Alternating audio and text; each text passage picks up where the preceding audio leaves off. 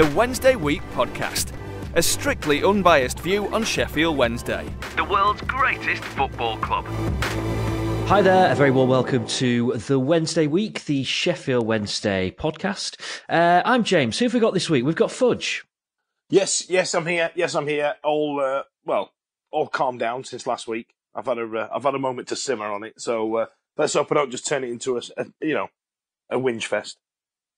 Yeah, don't do that. I thought we were quite constructive last week without you, mate. No offence, but there was a definite lack of bloody rubbish going on. Yeah, we're all bloody rubbish. Vic's here as well. Hello. Hello. Hi. Yeah, I'm quite calm this week, actually. It's quite a calm week, isn't it?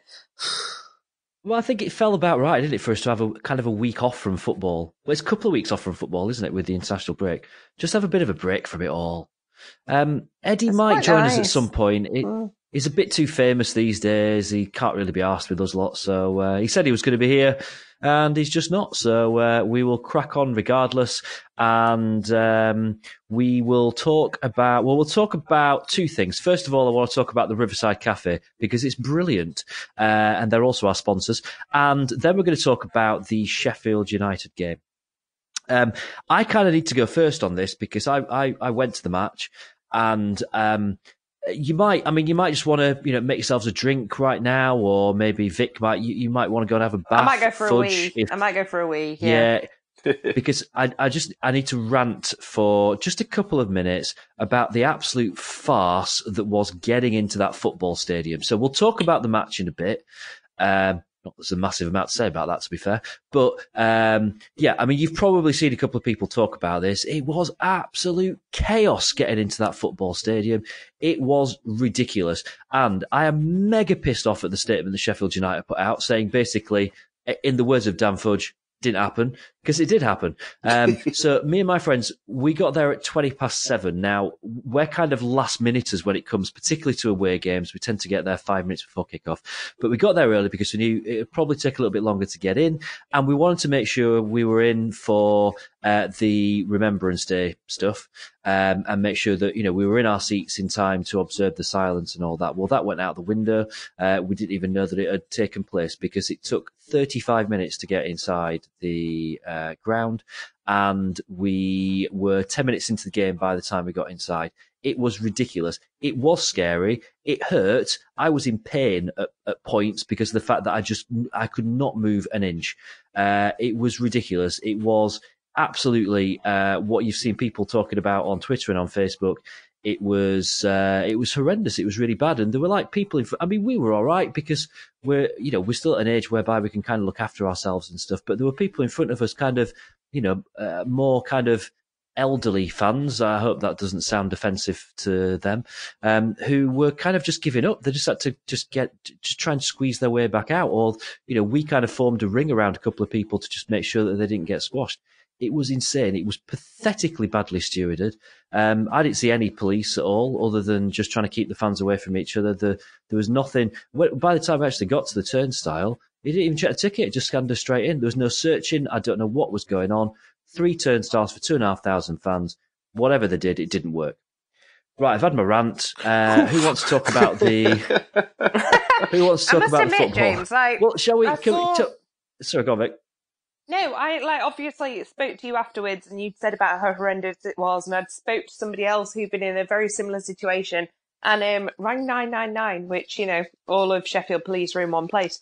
So, but I didn't expect that at all. It really, really threw me. And at first, when you see like the odd tweet or whatever, you think, oh, it's just people being dramatic. They're Vicking, they're just being a bit wild. But actually, no, it was pretty damn awful, wasn't it? And actually a serious safety risk. And then the argument that I've seen from like, obviously Blades fans or neutral fans or whatever is like, oh, well, Norwich didn't have a problem when they tried to get in. It's like, yeah, but Norwich isn't half of the city all turning up at one point. Like Norwich, if you're Norwich away, like if you're coming to Sheffield United away, you're from Norwich, you're going to fill in at like, over the course of 2 hours, it's going to be quite peaceful. The fact was, it was at 7:45 on a Friday night. No one wants to be in Sheffield at 7:45 on a Friday night, let alone at Bramall Lane. I think, yeah, it's a pretty scary situation. Yeah, it was just insane. It was really, really crazy stuff. And yeah, I mean, obviously, I'm aware of the same person that you mentioned there, Vic, who ended up calling 999 in the middle of it. Which, in hindsight, you think about and think, well, that's a strange thing to do. There's police everywhere. But I could understand why someone would just feel so helpless to think, what on earth can I do? Because it was really bad. The stewarding inside the ground as well was just, again, pretty much non-existent. People were just standing wherever. All the kind of the aisles, the exits were just blocked by people that couldn't be bothered going to find their seat. The stewards were making no attempt to make anyone find their seat at all. So it was just chaos. So I must say, I missed the minute silence, which I understand was observed impeccably by everyone inside the stadium. Not that you'd have known it if you were watching it on Sky. What was that all about? That was awful. It was awful. Yeah. As soon as the last post started to play, now there's been this rumor for years that Sky Sports pump crowd noise in.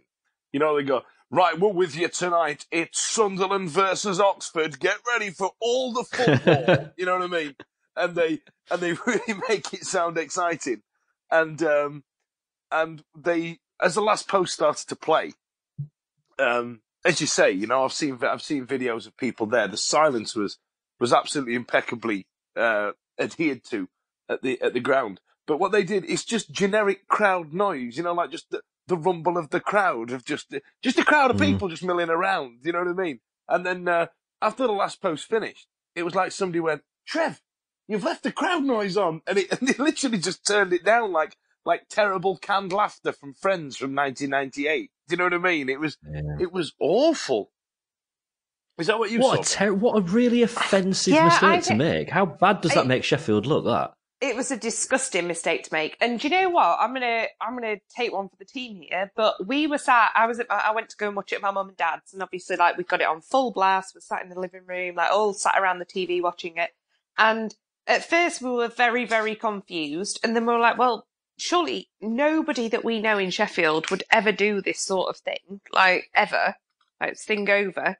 But then they played United chants. So it, all you could hear is, United, United. So it made it sound like it was them as well. And it wasn't. It was nobody. There was nobody there singing over that. Absolutely nobody. And at the end of the day, as well as I do, I mean, I've not been to Bramall Lane for probably, 8-10 years now. But when we've played United at Hillsborough, you're on the phone talking to your cousin or your best mate or your uncle or your dad or whoever in the away end. Are you waving? You're trying to find out where you are. We're all from Sheffield. We all, 90 minutes, it's a football game. It's brilliant. We can all live off it for the next 20 years, whatever. Or since 1979 in our case. But that just goes beyond football, and it just made us look like shit as a city. It really, really did. And Sky have not apologised on air yet. They've just done a half-assed tweet saying, "We apologise unreservedly for that mistake." How many people who watch that will be following Sky on Twitter? I'd imagine not even 20%. So I think there should have been more done about that. It also does highlight, as Fudge mentioned here, that there is a wider issue that this kind of highlights, doesn't it? About this, pretty much proof we've got here that Sky are just pumping crowd noises over the top of their commentary. Because why would they have that ready to play at any point other than, I've seen people think, right? I've been to Bramall Lane a few times. The acoustics are a bit strange in that football stadium because from the away end, it sounded like there was pretty much for the entire 90 minutes, barely a single song from the home end. It was deathly silent from the home end. I'm sure United fans would probably challenge that. And I've actually seen a couple of people on Twitter saying, "Oh, the atmosphere sounds electric." It wasn't. It certainly wasn't from where I was in the away. And actually, the Wednesday fans weren't particularly boisterous through the game, but certainly more so than the United fans were. So I'm going to wonder every time I watch a game on Sky now whether or not, if the noise you hear is any of it actually true. But you hear, if you're in one end that's making noise, like if you go on a Wednesday away game, you're always going to hear Wednesday is louder. As far as it sounded on Sky, United were louder, but they were at home. It's always like, you just can't pick it up unless you are sat No, like you're right. directly in the centre above the stadium. You have no idea what the noise is. And even then you wouldn't hear it, would you? So it's ridiculous, really. But yeah, it didn't sound like a lively atmosphere, James, I'm not going to lie. No, it really wasn't, and anyone else that was in the away end will probably kind of nodding away, agreeing now that the United fans just seem to sit in complete silence. Probably pretty much sat on their hands for 90 minutes, but I'm sure they'd dispute that. Right, okay then. Well, let's talk about the team news because there were a few surprises in there. Probably the most notable. That is a word. I'm not making it up. The most notable of them was the absence of Fernando Forestieri after kind of a week and a bit of will he, won't he, is he, isn't he? It turned out that he wasn't fit enough to take his place in the squad, which was kind of, as we were kind of checking the team news in my kitchen before we set off to go to the ground, that's kind of what everyone seemed to focus on. Is that what you guys kind of picked up on when the team news came out, that he decided not to take a risk on him? Mine was the fact we were playing 6 defenders. That was the first thing I picked up. With Forestieri's been out for a couple of weeks, and our strike force seems to change on a daily basis. Who's in top form, who's bottom of the list, who's this. But we played with 6 defenders. But I wasn't too surprised that Forestieri was out. What about you, Vic? I was surprised in the way that I really thought that the whole injury thing was a big ploy, and that I thought Joss was going to come out as he did and say, "Oh no, actually, lol, Forestieri's fit." It felt like I'm all for teasing the opposition. I'm all for winding up the opposition, but don't do that to your own. You're already as much as we may not agree or disagree with whatever, but he's already not in great favour with our fans at the moment, is Jos Luhukay. So why would you tease them with that and then go, nah, actually, fam, no, I'm not going to play him tonight. See you later. No, just don't even mention his name. No one would have questioned it. If he'd have said he's still injured, fine, he's still injured. No one would have thought about it. The fact that he dangled it like a little sweet honeyed carrot in front of us was just cruel. But do you think he was more likely doing that to try and disrupt United's preparations for the game? I think he thinks more about trying to win football games than what the fans think about stuff. Yeah, I don't think he's that adapted to British football and the way we play the mind games at the beginning. And given that, like we said before, he's got the personality of a mop, I don't think he thinks that far forward, if I'm honest. But he's certainly not interested in winning the fans over, is he? He's not going to say something because it makes the fans happy. You get the impression he doesn't give a toss what the fans think about him or his decisions or anything. And that's why we don't like him. Yeah, fair enough. Right, okay, so what else have we got going on? So, well, let's talk about the match then. Let's talk about the football.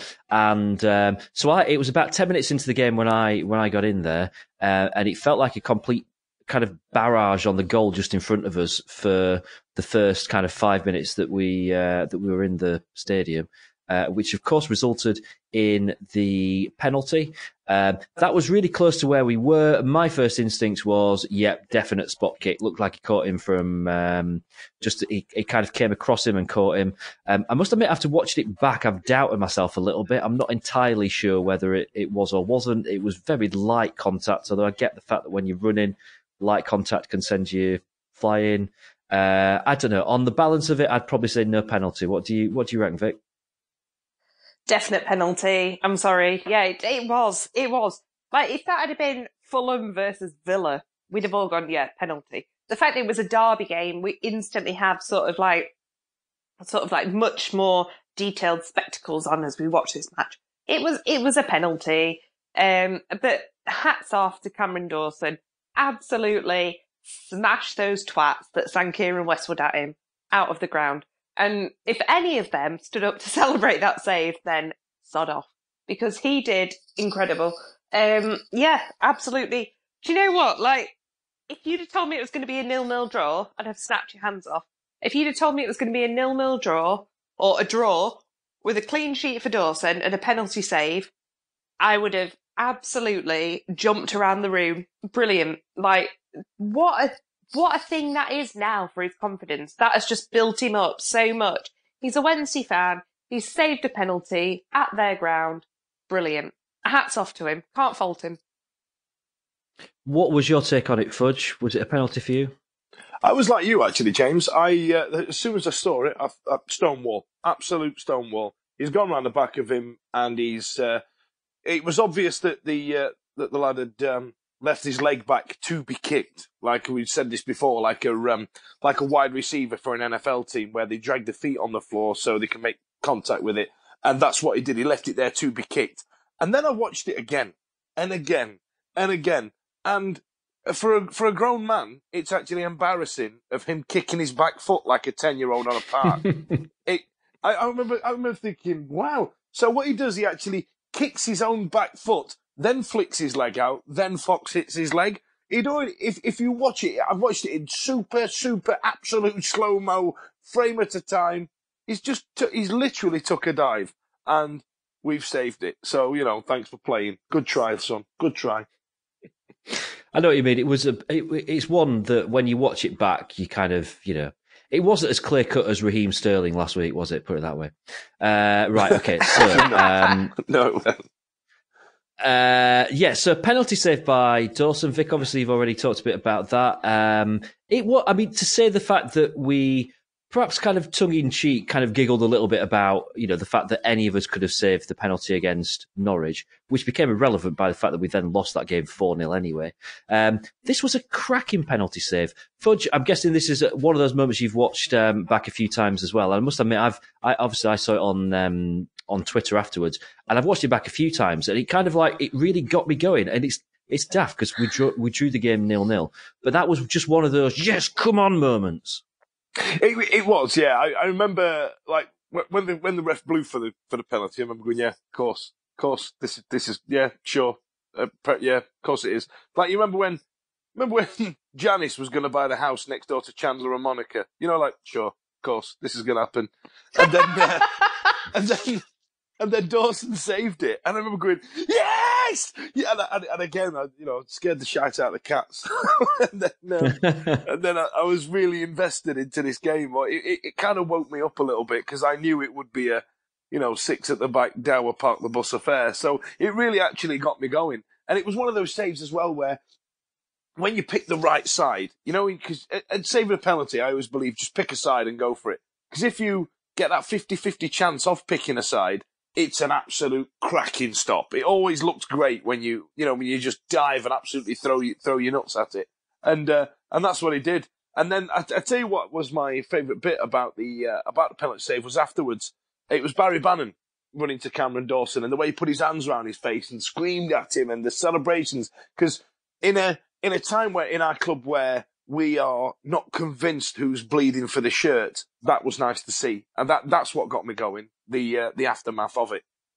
I don't know if you could hear it on the TV or not, but there was, a prolonged chorus of Cameron Dawson is one of our own for quite a while actually through the first half, and I think probably the thing that we sung the most about was Cameron Dawson, particularly as I say, first half he was right in front of the away fans, and he just seemed to have a different spring in his step after that. He looked like keeper that's for a few games he's kind of had his head down a little bit, unsurprisingly, and he seemed to come to life. And I think the fact that he won man of the match as well, was kind of a real good case in point for that. Really, the fact that maybe for him this is a bit of a turning point, and not before time. I think he deserved that kind of game, and for everything to go in his. I actually, sorry, James. I was just going to say, I don't know if you heard it. Obviously, you were at the game. I don't know if you've seen the stats since, but they were talking on Sky, obviously from the minute Sky Sports started on Friday night to the minute it ended, we were the worst team in the world. And Hinchcliffe can verify that. We are awful. We are going to go down. We'll be in the conference before you know it. All that shit. But they did say that Cameron Dawson has made the most saves out of any other keeper in the Championship. Oh, of course he bloody has. It's like Carling Opter Index all over again. It's because he's been under the cosh for 90 bloody minutes. Under the cosh. Of course he's made all the saves. You know what I mean? One of them bounces off someone's ass and he picks it up. Save, tick, well done. But what I'm saying, James. Fudge, is he's still got one Kieran Westwood chanted at him a week ago, but yet he has made the most saves in the Championship. Yeah, because he's been the busiest. It's like when you had Carlin Opter at the end of the 90s. It's an awful stat. We had Kevin Pressman at the top of the league. We got relegated that year. And we had Kevin Pressman as the best goalie. He's made them. He's 18, 16, 14. He's still made them. He's made those saves. And I think that's a really good stat. For him personally, obviously for he's 24. Hector, Leuven's, well, 12, same thing. What? You just make this stuff up as you go along.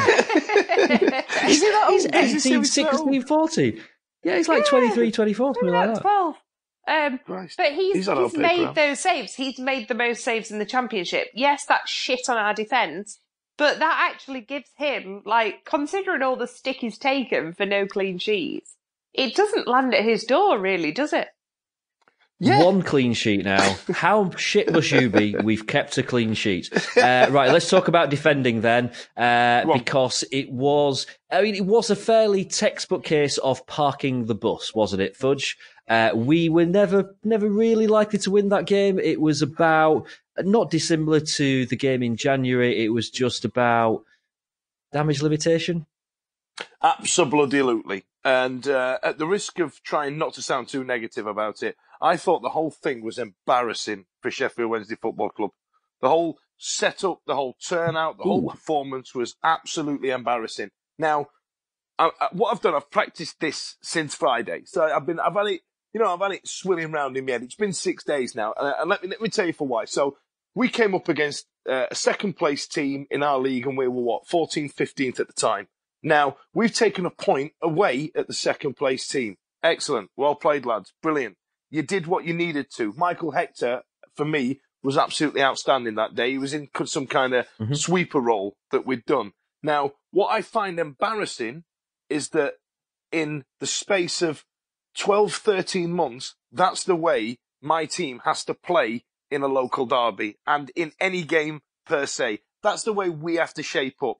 It's a bigger picture than on the day, but that's embarrassing for me. That on our marquee fixture that's live on TV, that everybody's watching in the local boozer, because it's on the telly, and that's a tasty affair.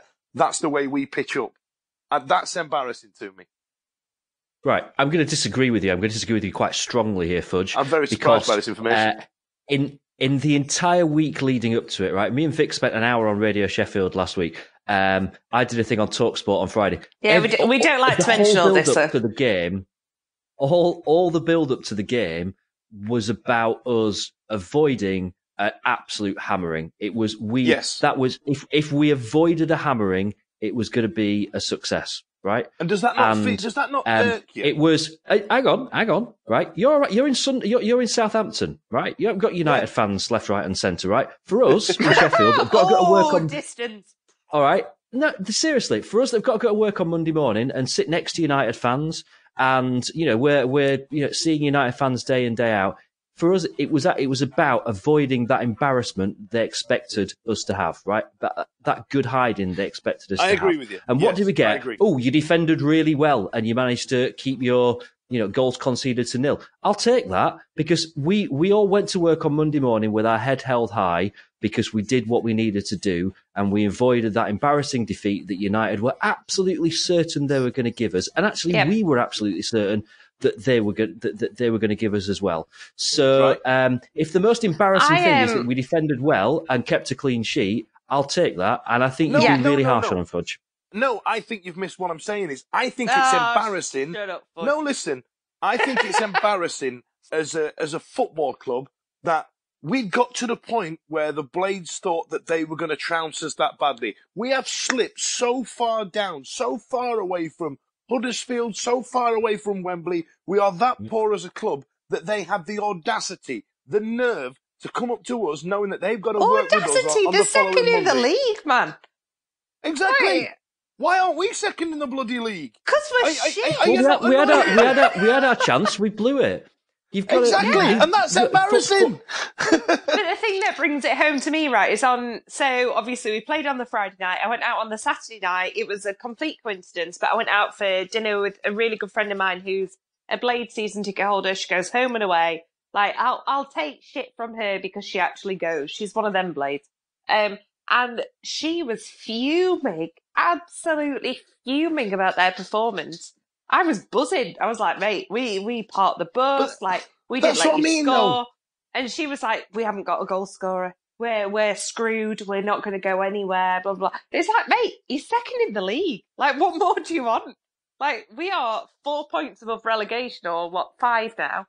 Like, but listen, to them, this is like, they're in a bad place right now. Exactly, and that's embarrassing. You're not listening to me. I'm getting really frustrated. We're shit.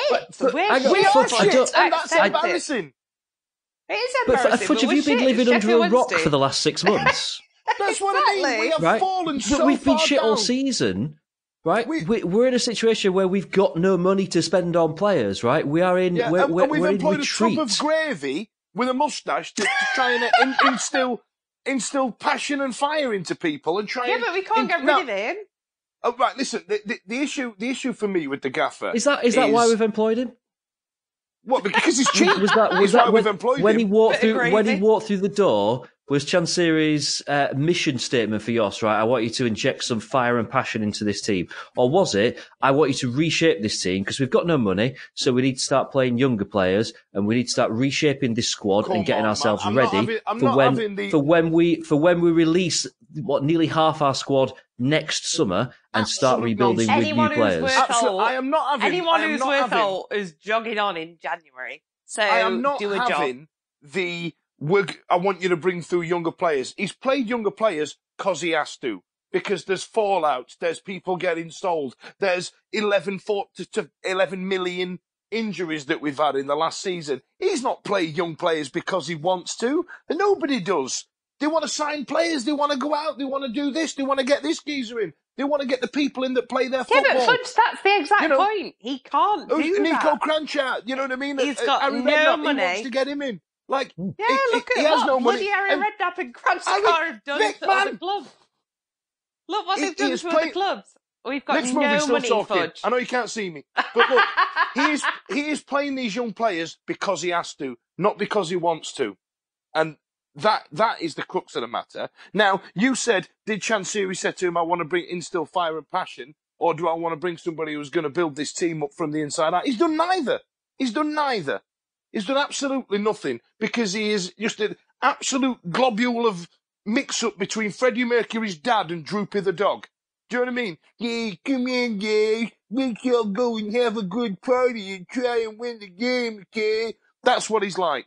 And we know the power of being the 12th man at Hillsborough. And I know it's such a cliche to say, but when our crowd is rocking, it is electric. It is on fire. And that bloke has done nothing to try and engage us. What has he done? He's gone to our marquee fixture, chucked 6 at the back and said, go on, kids, try not to get beat. And that's embarrassing. But we didn't get beaten. What would you have done then? What would have been how would you have set up? Would you have got out to attack from the start on Friday? No, like I said to you right at the start, that was the right thing to do that day. But given that was the right thing to do that day, that's the embarrassing point. Oh, it's like having a wife.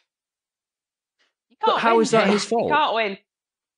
What do you mean? Whose fault is it then? Tell me whose fault it is. Whose fault? So it's an embarrassment. You're embarrassed. Whose fault is it? Who are you blaming?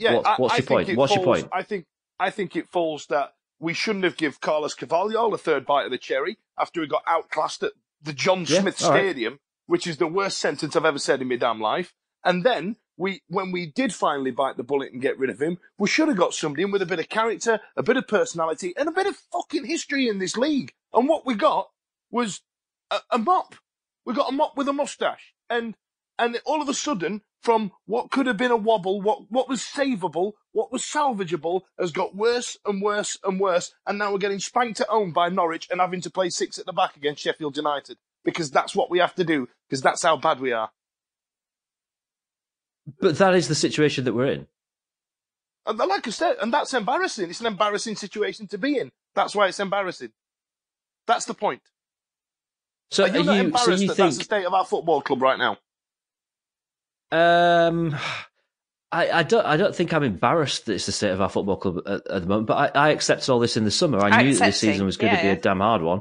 And, probably finishing 4th from bottom, that would have been, that's all right for me because I know that we're in the kind of the difficult year of a rebuilding process, because this is a year where we can't really ship anyone out, can't really ship anyone in. We've just got to get through this year. And then in the summer, there's a lot of players that are out of contracts on big money, get rid of them. And then we start that rebuilding process. Is Jos the right person? Probably not. Do I think the names that are being thrown about, this situation, right? 2-3 weeks ago, Twitter was crying out, right? People saying, we need an English manager that understands this league, right? Okay, so Mick McCarthy was top of the list. Fulham sacked their manager, who, by the way, is very much not English, and suddenly he is the absolute saviour. We've got to do whatever it takes to get him into our football club. Well, we either need an English manager or we don't. We're just throwing shit against the wall right now as fans, where just any manager that we think of, well, just get him in, he'll do a better job. Yeah, just get him, just get him, just get him. We need to stop and think, what's the strategy? What are we trying to do in 1 year, in 2 years, in 3 years, in 5 years? And which manager is going to be the one that can actually do that can carry that out? Yeah, probably Jos isn't the person, but I don't see any evidence that there's anyone else out there right now that is going to, and I hate having to use this statement, but I'm going to have to do, that is going to be our Chris Wilder, that is going to do at Sheffield Wednesday what Chris Wilder did when he went to United, when they were in dire straits, they got no money to spend, they got a boardroom at absolute war, and he not only got them promoted, but got them to a point whereby they're now making a go at the Premier League. And actually, if their board wasn't at war, they'd be spending money and they'd be walking that league. Right? The thing is, James, we need the right person for the situation that we're in.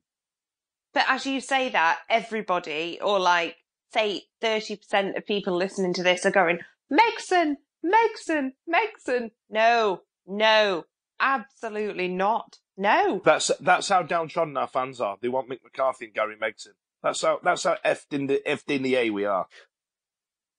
But that's a bit of a fallback thing, isn't it? That it's whatever, you kind of, everyone has fond memories of Megson because he's a Wednesday fan. The football was terrible. There was absolutely no thought about future plans there. He was just try and win the next game. That's all. He's like the ex that you remember the nice holidays with, and you remember the lovely meals or whatever. You don't remember the shit when he came home pissed at 3 a.m. and threw up on the carpet. Do you know what I mean? Like, you don't remember that there were no lovely meals with Megson. You don't go in for lovely meals. It's just it's just a quick spit and you're done, isn't it?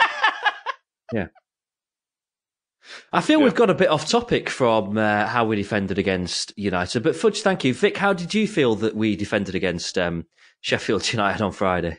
Outstanding. I think they defended absolutely outstandingly. I think the point is they are like, shoot me now, they are a lot better than us. They are. Like, that's proven in the league table, that's proven, like, it's proven. And we matched up to them, we didn't let them score, we held them back a lot, they had a lot of shots, it was target practice a lot of the time. And Cameron Dawson stood up to the task. Michael Hector, take a bow, son. Like, he stood up to the task as well. It was an outstanding defensive performance. And that, in fairness, like, everyone's moaned, we didn't kick it forward, Fletcher missed a sitter, all that. But we didn't get shafted. And I think that is actually a really good result.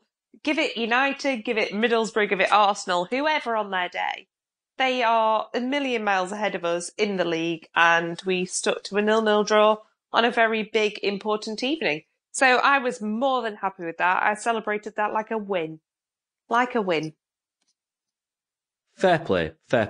Right, you are again listening to a very upbeat, very calm edition of the Wednesday week, sponsored by the Riverside Cafe. It's time for International Watch. This doesn't take long these days, it really doesn't. So Stephen Fletcher is in the Scotland squad. Now, they don't play until Saturday. And Fudge, have you got any Scottish relatives, like grandparents or anything? Because I think you're probably next in line for a call-up to the Scotland squad. Because it's not going to be... I mean, they've got players dropping out left, right and centre. Barry Bannon's obviously not going to get a call-up. So you might well get a game if you've got any Scottish relatives that you didn't know about. I've got a cousin who's ginger, so I think that puts me in. That'll do enough. Then I guess me in, yeah. What about Daniel Poodle? Because he's got a call-up as well, hasn't he, Fudge? Well, I didn't think this would happen because I thought Czech Republic were trying to do what Germany did and get themselves set up for the future and start again because long gone are the days of Karol Poborski et al. So I thought that's what they're doing. So to call up 30-odd-year-old Daniel Pudel, I'm assuming they've had some injuries or they've just not seen us play this season, or they've looked at the Carlin Opta Index that Vic's been looking at and gone, look how many last ditch tackles he's had to make. We've also got Ati Nuyu is by far and away now the most famous player that Kosovo have ever had. He's back in action, Vic. He is. Yes, brilliant. I'm so happy for him. Like, because obviously he's not getting a game here, and he probably shouldn't do. Like, that's fine. But yeah, I think it's lovely, and I think if that builds his confidence, and as well, obviously we've been talking about earlier with finances and stuff. If that puts an extra £1 on his head, then brilliant. As far as I'm concerned, like, I love him. £1. I love him. I love him more than life itself. But if he can let us afford to do more in future, then I will happily let him play for his country over and over and over again. You love him more than life itself, but you'd sell him in January. That's what you're saying. Oh, God, yeah. Yeah. Fair enough, yeah. I could subscribe to that approach to life. Under 21s watch. So I think that Fraser Preston's had, I think his first call up to the Scotland under 21s. I must admit, I've not been following their games, so I don't know whether or not he got into the team or even after whether they've played or not. Josh Onomar was in the England under 21 squad, but he ended up pulling out of that one. So that's international watch done. We'll revisit it next week and see who got game time and who got goals, more importantly. Now, a bit of a celebrity birthday within the Wednesday world this week. Fudge. Yes. Now, growing up, this guy was synonymous with Leeds for me when I was a kid, when I first started watching football.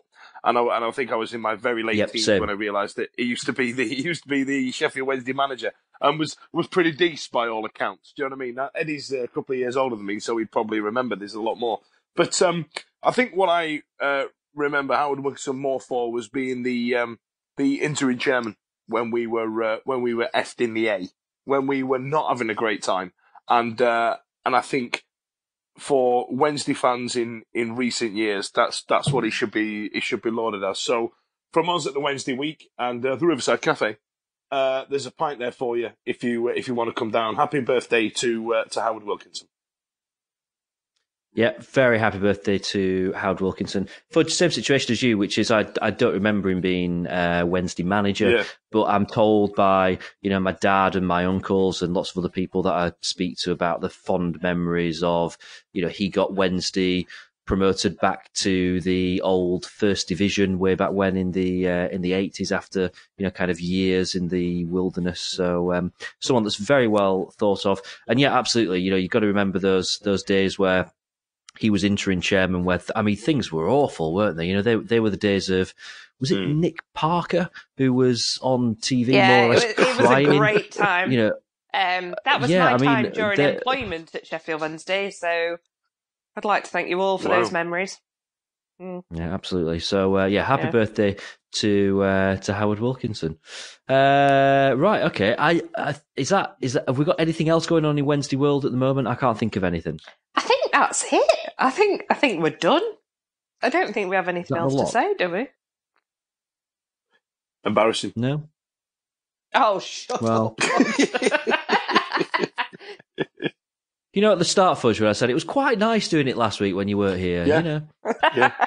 Well, that's it. You see, we don't want to get known as the Snowflake Podcast. I'm here to just mix it up. You know what I mean? I'm like Adrian Durham when I get going. You know what I mean? Me and James got referred to as two Snowflake students on Radio Sheffield. I did actually. Yeah. I've never been to university, just work at one. So, and middle class Snowflake students, I think you'll find. So I told all my family in Shire Green and Hillsborough. They were quite happy to find out that we're now middle class. Brilliant. Oh, that's nice. Yeah. Right then, that's going to bring us to an end of the Wednesday week for this week. We've only done 40 minutes there. We've got 20 minutes left. Should we talk about Brexit for... No, absolutely not. No. Let's wrap things up. Let's not. Right, Fudge, come on, give us your info.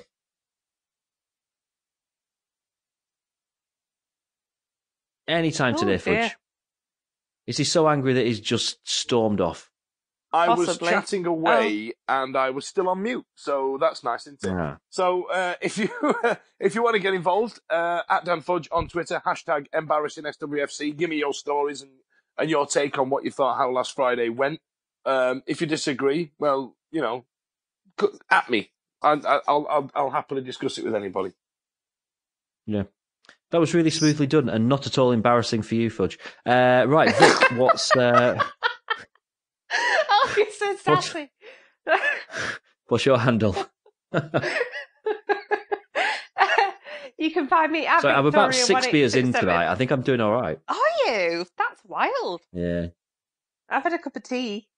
2 and a peppermint. Yeah. Anyway, you can find me. I'm at Victoria1867. I didn't tweet that much recently because I get a lot of abuse. Like whatever I tweet, I could tweet that the sky's blue and everyone would argue and say it's green. But I have been tonight watching The Heist on Sky One, and seen this absolutely beautiful, fit bloke driving a car in sunglasses. It's our one known Eddie Hoyland. So you can find me at Victoria1867 or watching Sky One. Good stuff. You can find me at James Marriott. Thank you very much to the Riverside Cafe, our sponsors. We'll be back there a week on Saturday when football resumes. We've got to look forward to. We've got 2 home games in 3 days, 4 days. We've got a Saturday game and a Tuesday game. So that'll be nice after the international break. We'll look ahead to those games next week. But for now, thank you for your company. Enjoy the international break, and we will see you next week. Keep up to date with the Wednesday Week on Twitter at TWWcast or on our website, thewednesdayweek.co.uk.